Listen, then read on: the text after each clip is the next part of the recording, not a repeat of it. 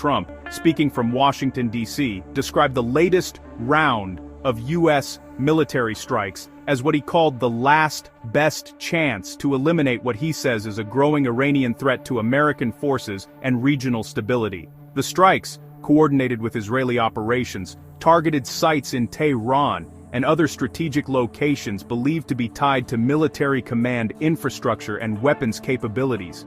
In Israel, government officials confirmed that airstrikes also hit a council believed to be involved in selecting Iran's next supreme leader following the death of Ali Hosseini Khamenei.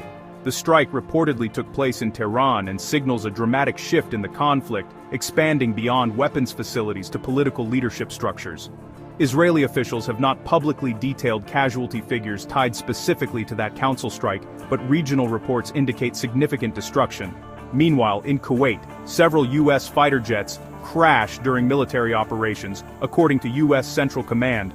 The Pentagon confirmed the incident occurred during active regional deployments connected to heightened conflict operations. Investigations are underway to determine whether mechanical failure, hostile fire, or operational complications contributed to the crashes.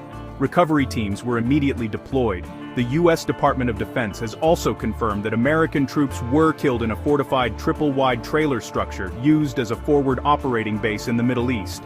Defense Secretary Pete Hegseth stated that the structure had been reinforced, yet incoming strikes were powerful enough to penetrate it.